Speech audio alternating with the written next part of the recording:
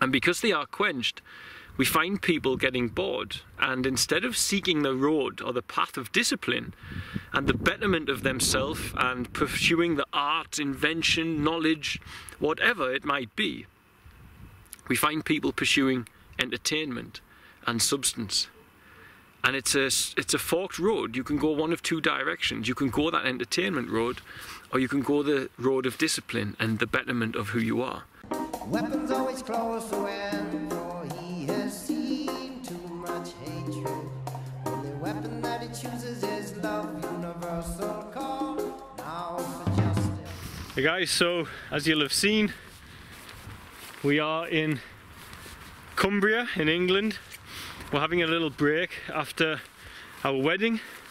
Not a honeymoon as such, because our honeymoon, which our families have given us as a gift and given us the money for to do as a gift, with strict instructions not to spend it on Tanzania and the children, is that we will walk in the mountains of Rwanda and hopefully track down mountain gorilla whilst we're there. So to walk with the mountain gorilla, of which there are only around about 850 left in the wild, sadly.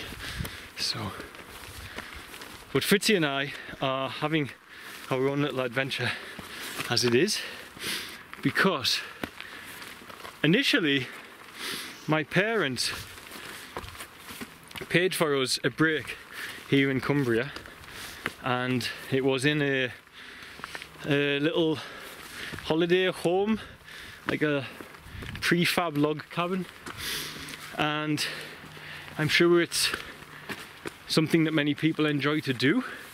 And for us though, it was very difficult to stay there.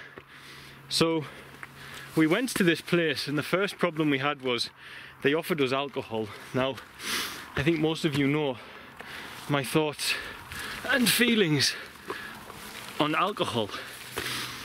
So naturally it made us uncomfortable, because there's this societal presumption that everybody drinks alcohol. And I'll do a video about this because it's not normal, and the energy behind it, I fear, is not an energy that we should. Look at this guy.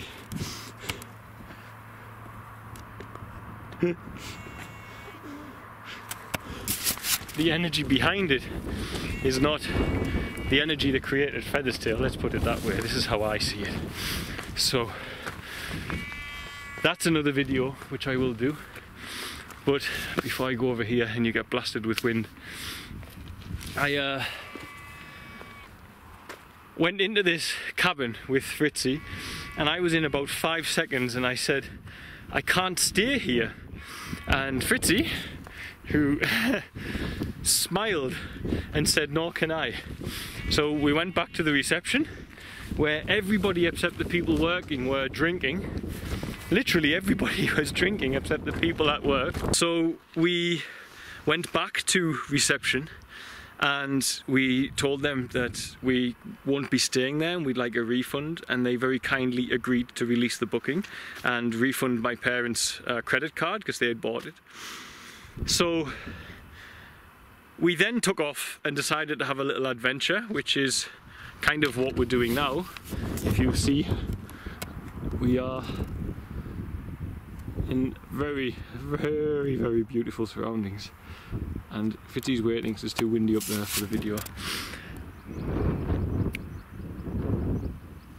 We just took off and decided to play it by ear, as the saying would go, and just make decisions based upon as the day comes and what each day brings. So first day we went into a local town, wandered around and saw a vacancy sign on a bed and breakfast and checked in there. We've since came to a tiny little village called Grasmere, which is here, purely because they sell really delicious vegan gingerbread.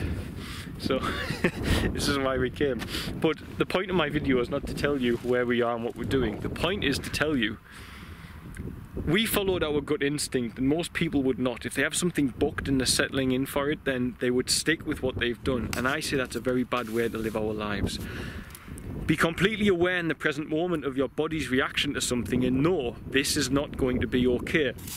And if it's not going to be okay, don't be afraid to change your plans, even if it's right at the last minute where you've checked in and gone into somewhere like we did. Because we are immeasurably happier doing what we're doing now than what we would have been in there. And at the same time, it shows us something about the way Fritzi and I have lived the last years. Obviously me for longer than Fritzi, but living in Tanzania, the day has control of what's going to happen. And this happens a lot. I've had people get very frustrated where I don't reply to emails and things, and sometimes I can't reply to an email to my mother for a week or 2 weeks. In a country without internet, in a country where mobile phone companies disappear for a day or two, in a country where you don't have enough power and perhaps rats eat your wire so you can't run a charger from the car like you would to run your laptop and so on. It just gets insane. And in a place like that, where people are seeking food and survival every day, each morning you wake up, you're not quite sure what's going to happen. You don't have a plan. Life makes your plans for you. Now, of course, the West's not like that. The West, everyone kind of has a set plan. They have their routine, their work. Very few people have that sort of lifestyle. And for Fritzi and I, the universe has trained us so heavily that we are now uncomfortable in knowing what's going to happen. 7 days in a lodge like that was so controlled, I knew all I could do was yoga, running, and maybe some work. I wouldn't have had any adventure, really. I mean, I would have went out walking, but I prefer not knowing what's coming because I've lived my life that way. And inside our Western society, we have this balance. And we have it whereas survival needs are met, they are quenched. And because they are quenched, we find people getting bored, and instead of seeking the road or the path of discipline and the betterment of themselves and pursuing the art, invention, knowledge, whatever it might be, we find people pursuing entertainment and substance. And it's a forked road. You can go one of two directions. You can go that entertainment road, or you can go the road of discipline and the betterment of who you are. Now, this is the whole point in development of society, is we develop human beings, but the working classes and many of the middle classes are not doing that. We do not see it that way, and thus we see it as the more your survival needs are met and the excess resources you have means the more fun you can have. There's nothing wrong with having fun in life. I like to have fun. I'm having fun now. That's what I'm doing here. But also at the same time, we need to make sure that we teach our children that there is a split. Because our survival needs are met in the West and life does not have charge of you daily, you need to choose and understand that discipline is a very important part of your adult life. Because you shouldn't pursue just entertainment and distraction. You should pursue becoming the best being that you can become. And out in Africa, where each day runs at its own schedule, because you never know what's going to happen out there. Not like here, where if I live in a house and have a job here, I'm fairly sure what will happen day on, day out, unless someone gets sick or there's an accident. And for Fritzi and I, because we've lived that way and it forces you into the present moment so much, it's become impossible almost for us, almost frightening to live in a way where we don't know, where we know what's going to happen every day. We prefer the adventure. We prefer not knowing what will come. We prefer to just not know where we'll sleep each night. We decided that we'll just wander around, hire bed and breakfast, buy a tent and sleep out in places like this, you know.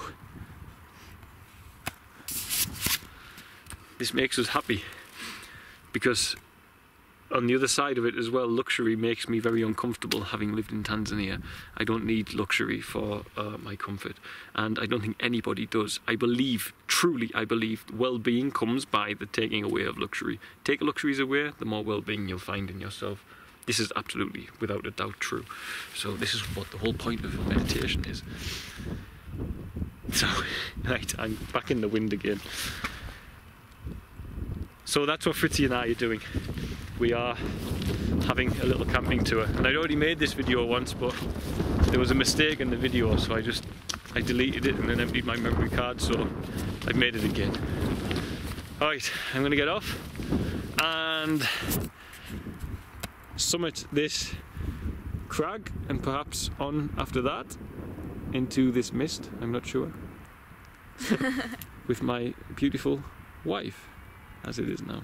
So, high five. Yes, there's wood in our wedding rings, in case you're wondering. So, okay, bye guys.